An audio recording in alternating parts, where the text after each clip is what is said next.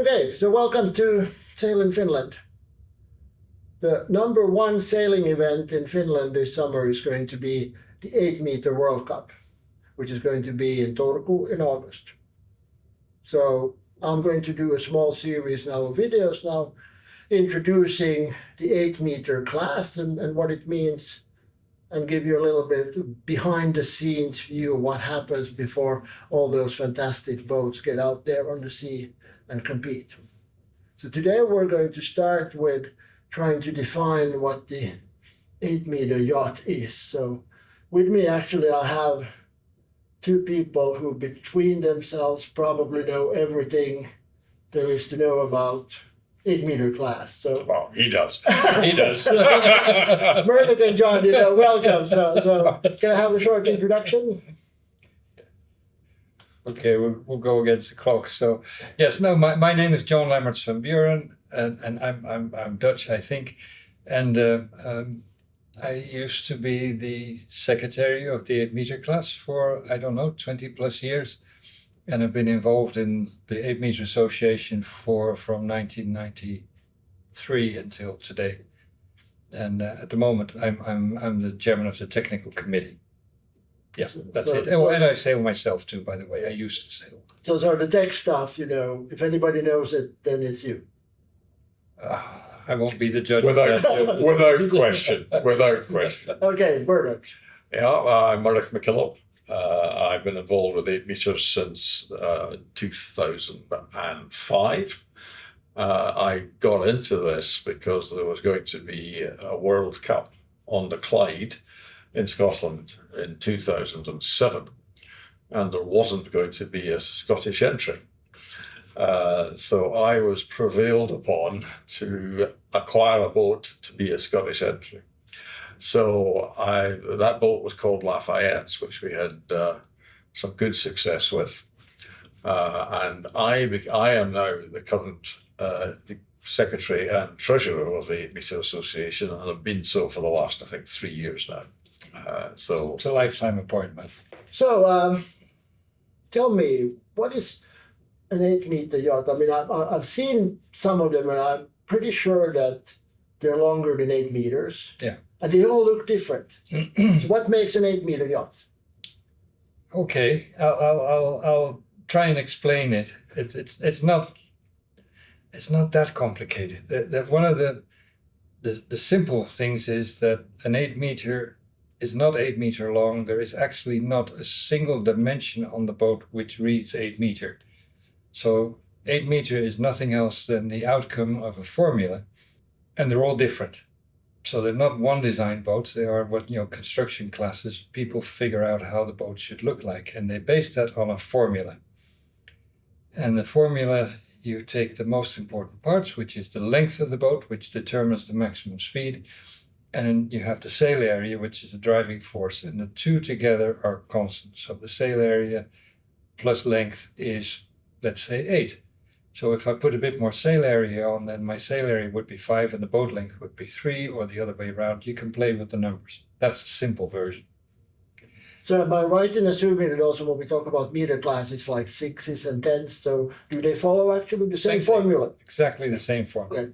So are there some other specifications, or are you totally free to do whatever you want within this formula? No, okay. No. So these were just a few of them. The actual rule pages are 27 pages, and that's for the shape of the hull. And then you look at the construction of the hull, and then you go back to the Lloyd's of London, and they wrote the rules on how to build them, and that's another 120 pages. Okay. And so on one side, it's the beauty is, what's the strength of the rule for me is 100 years after, 130 years after they came up with the formula, they're still building boats which can compete with each other. And maybe we'll come back to that later. But the key one is that the wisdom they had is first come up with a formula which is really difficult to break. So like the code I just gave you is only a fraction of it. It's way more complicated, almost impossible to break. So however bright you are, you can't find a hole and break the formula. And then you've got Lloyd's of London on top of that. And the Lloyd's rules basically specify what materials you can use, but more important is what weight you can use. So I can take my saw and cut a square meter out of your boat, and a square meter out of your boat, and a square meter out of my boat. Yours is built in 1910, yours is built in 2020, and mine is built in 1970. I cut a square meter out, I put it on the scale, and it weighs the same weight. Okay. So yours is built in wood, mine is built in fiberglass, and he's built in aluminium, and they all weigh the same. They follow So the same. you can't get a weight advantage. The rules that Lloyd's made sure that the weight and weight distribution of all eights are the same. Okay. And that was a great equalizer. So you've got almost impossible to break formula, and you've got a weight and weight distribution rule that makes sure that if somebody invents a new material, that new material will not give him a competitive advantage, which is unfair. I mean, I'm kind of thinking that That was if my we would best try. take, the rules for like, I don't know, car racing from Yeah. the 1920s, they would make absolutely no sense Yeah. today. But this rule has stood the test of time. Yes, to my mind, better than any other rule. But to my mind, Yeah. just factually, this is the oldest rule in the world. It's the first international class in the world. As if you go before 1907, when the rule was founded, the Americans had a rule, the English had a rule, the French had a rule, the Danes and the Swedes and Norwegians, and like everybody had their own rule. So it was physically impossible to have international racing because all these boats look different formulas and so forth. All these countries came together in London. There was this Danish man, Alfred Benson, who came up with the idea of finding that formula, worked with Johan Anker and William Fife, Charles Nicholson, what have you, sat together and said, if we as countries of Europe could agree on one formula on how to design these boats and make them good seaworthy boats, then everybody will build under that formula. And that's what happened. And that started international racing. But Murdoch, you've been racing, so I mean, still, class rules are class rules. But the feeling. What makes it special? Why is it nice sailing them? Two things. One, they are, to my mind at least, the most beautiful yachts in the world. They, as a young boy, not so young boy actually, as a teenager, thereabouts, I watched what were then known as the straight eights racing on the Clyde. And they were just the most beautiful boats. And I fantasized that, who knows, one day I might get one of these, but it was a teenager's fantasy, not anything realistic. So they are, and one of the things is you get with 8 meters, you get the numbers. They are, to my mind, just to watch the fleet racing is just fantastic. It just looks so good. Yeah. The 12s are very beautiful boats, but you don't get the same numbers out of a fleet as you do with the 8s. And 6s, lovely boats, but they just don't quite have the same presence as the 8. So to my mind, the 8s are without doubt, the most beautiful racing boats in the world. Especially if you like classic type boats, whether they're new or old. They look classic. All of them look classic, and that's why I completely fell in love with the class. The racing is fantastic, and the people are from all over are great. Yeah. So let's get back a little bit to this thing. I'm still amazed about the fact that boats that are 100 years apart can race together. So how are the races organized then in practice? In practice, everybody starts at the same time, but we are divided into 4 distinct classes when racing at the World Cup, at any rate. That's the first rule boats, who are fundamentally slower than anybody else. Yeah. So there's the first rule boats. There's then what is called the Neptune boats, which have some additional rules like white Dacron sails, no self-tailing winches, no instruments. That are very much very much in the spirit of sailing from the 20s, 30s, etc. So those are the Neptune boats. The Sierra boats are allowed to have black sails, self-tailing winches, instruments, and they, because of that, they tend to outpace the Neptune boats. Sometimes the Neptune boats do remarkably well against them, but nevertheless, on balance, the Sierra boats will tend to be faster because the carbon sails help that, the rigging helps that. And then you've got the modern boats, the modern boats will typically lead the fleet because they've got wing keels and they're made of different, aluminium or GRP. But the way it works is we all start together, we all race together, but the prizing is divided up between these four.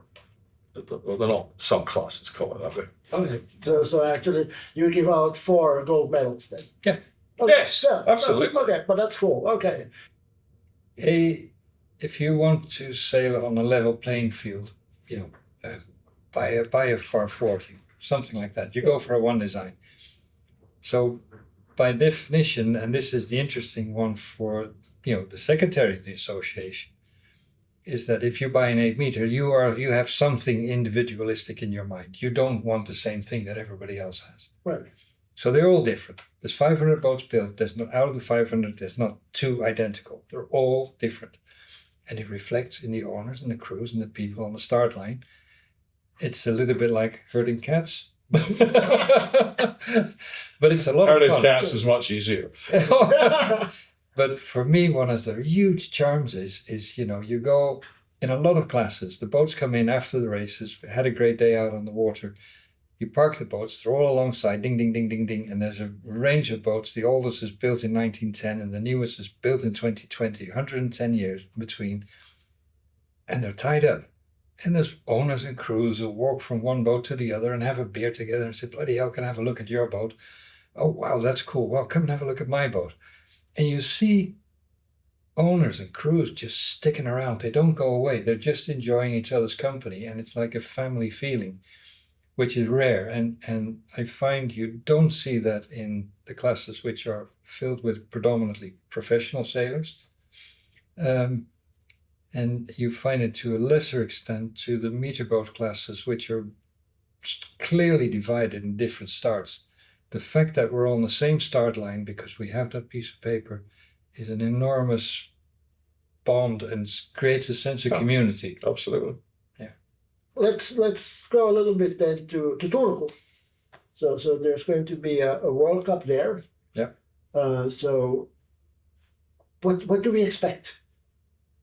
If I want to go to Turku and see the World Cup, what am I going to experience? Well, first of all, on shore, you will see all these incredibly beautiful boats all lined up side by side, as John was referring to earlier. And if you're lucky enough to be able to get out on the water, you will see this fleet, which they hope to be 25 of these beauties, racing in what we all hope are going to be perfect conditions. And it's going to be the most fantastic sight. I mean, if you're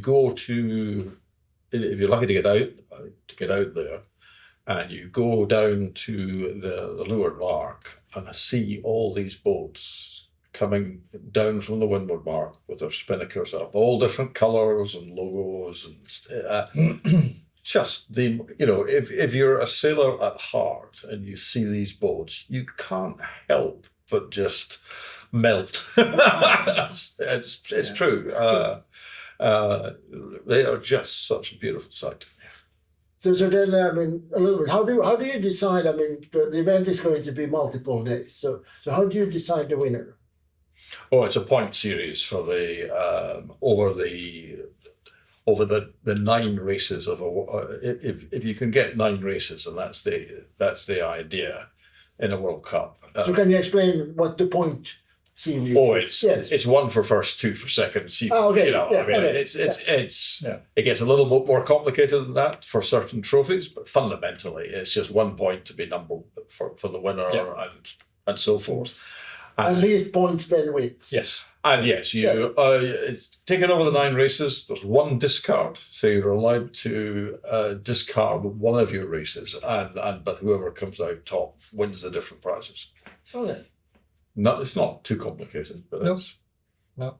And I mean, I was just thinking what makes it fun to sail these boats, which we both have done an awful lot. And the one who explained it to me maybe best was Olin Stevens, where at some point, he was the leading naval architect of the 20th century. And when we organized boat races, he would be there just to watch the races and be on the committee. And you ask Olin, why are you coming back here? And he says, what the beauty of these boats are, and he would compare it to modern boats, the high-speed, high-performance boats. He says, you look at the sail area of an 8 meter, which is roughly the same as a FAR 400. So now you go out on a modern race boat and you have 13 crew. On an 8 meter, you've got 6 or 7. And what he loved is that everybody on the boat had a job. The choreography is hypercritical. There is no one on board who has a role just to sit on the rail and only stand up twice in a race to pull a rope. Everyone's full on. So in a way, it's a classic boat. But that classic boat is physically and organizational, and I'll name it choreography. It's like choreography in a dance, is where everyone on board has at least 2 jobs. So you don't have time to relax. Like if you go out on an 8 meter and you're sailing and you're coming downwind into the leeward gate and Murdoch is watching, it's a spectacle. Why? Because everyone is under massive pressure to get big sails down, get the sheets in, make sure that somehow you get around the mark and actually be there. And what I love about yachts is actually the fact that you're grossly understaffed compared to what we know from modern boats, which means that it's full on for everyone. However, it is also the largest size of boat that you can still handle with an amateur crew. Because you go out on a TP, which are fantastic boats, but none of the 3 of us are going to be any use on a TP. No. You need that whole bunch of professional sailors to get you around the course. We can go around in any marina and say, hey, you know what? I've got an 8. Anyone interested in racing with me? We'll get around the course. If we want to go sailing on a beautiful Wednesday evening, we'll grab 2 or 3 friends and we go. If we don't want to truck the boat, we can sail the boat from regatta to regatta with a small crew. I mean, Kjell Miran sailed the boat back from Oslo with just on his own from Oslo to Flensburg. And no engine. On 8? On an 8 meter with no engine. Solo. But no engine. Okay. No engine. Yes. Sailing in and out of the marinas. So what for me the charm is that for us as sailors, yes, of course, professional sailors, it's their job and they're better. But if we are good amateurs, we can actually put a team together and have a whale of a time. Yeah, but it really pays off to train, because if you're watching, especially on the leeward mark, you really see the difference between the crews who have really got their choreography right and those that, let's put it politely and say, not quite as good. Yeah. But it's great to watch. And, for people coming to Turku, and I believe, there will be some ability at least to take spectators out to boats to watch. Yeah. It's an absolute treat. Yeah. It's funny where I'm on a roll here doing a pitch, but this is just, I'm not being positive, it's simple fact. When the press comes in and the photographers are there, they realize that these boats almost have the perfect proportions from a point of aesthetics. So you look at the length and the overhang and the way they heel and the length of the mast and the length of the boom and the overlap of the Genoa. One way or another, it's really difficult to improve on those proportions. And if you've got 2 of these things and they're actually crossing tacks, you get a photograph that's going to end up on the front page of any magazine, just because the editors of the magazines are saying, we'll put that because it means we're going to increase our sales in the kiosk. Absolutely. And just we've had that several times, that to get the perfect picture, those boats just are so pretty and the aesthetics are so pleasing that it just that helps to promote the boats too. And I often think that the reason why they survive, and that goes for the 6s and the 8s and the 12s equally, is because they're so pretty and their beauty actually saved them. If they were ugly boats, they would have been gone a long time ago. Long time. Yeah. But just people fall for them. They're just elegant. Yeah. Yeah, they're kind of high maintenance, but you know. And then, No, there would. There would. but then let's look a little bit then, you know, forward in time. So I mean, at least the 8s have a little bit of a reputation of being, as you said, fairly high maintenance. There's a lot of the sailors now are, how should I say, perhaps not in their teens anymore. So Yeah. so what should happen then to ensure that the 8 as a class and the 8 as a boat will still be around, you know, 10, 20, 50, 100 years from now? This is something, as IMA, the International 8 Meter Association, we're incredibly conscious of, and critically to attract youth into the class. The boats, one of the great things is, as they're wood, most of them are wood. You know, things have to be replaced, but they can be preserved. They can be made to be as sound and look as good as they did the day they were first launched. And that's because of what they're made of. But I mean, you know, I still see a little bit of a challenge here now. I mean, for instance, looking at comparing to something like, for instance, Sail GP. I mean, we see that sailing has a huge audience attraction, but for some reason, you know, the same doesn't now really happen with like the meter classes. So what gives? First of all, we as meter boats, and again I speak for 6s, 8s, and 12, we are way more modern than Sail GP. We are sustainable. We sailboats which are biodegradable or can be recycled. Yeah. These guys sail in boats that will be chemical waste for ever. So I think, you know, having a wooden boat actually is a good thing, because we're basically repairing the same boat and having a life of 100 years instead of 100 days. And that's if you look at the true lifespan of a Sail GP boat, days out on the water, 100. Time to replace. Absolutely. And by the other thing, a Sail GP is not a participant sport. No. Whereas we are. If you want to participate in 8 meter sailing, get yourself round to a club that's got an 8 meter fleet. If you know anything about sailing, you will find a berth on a boat, because people are always, you know, everybody's very busy these days. So I mean, it's nice to put together a completely stable crew, but it's not always possible. Quite frequently, youngsters can just find a berth on a boat. Last year's World Cup in the Clyde, there were certainly a couple of guys who just came down on spec with a good CV and got themselves a berth on it. For the entire week. So anybody can become a crew member. It's nobody gets paid, but you will get looked after. You'll be bought the odd beer. You know, it's. But I think it's super relevant what you're saying also, is because you take a Sail GP style boat or a TP or any of the modern race boats, you know, they are not accessible to the normal guy who walks down the road, down the dock here and wants to go for a yacht. There's no way, you know, you need to have that certain super high level of confidence. The beauty with these boats is that they are at a level that anybody who is an able sailor can join in and can grow to be an excellent sailor. Yes. I think that's important. One of the things which I think we're underselling, grossly underselling, is that on one side, you know, you look at the high performance skiff and you say that is complicated to sail. You know what's complicated to sail is a boat with that many sails, where we have sail changes, which I miss on modern boats.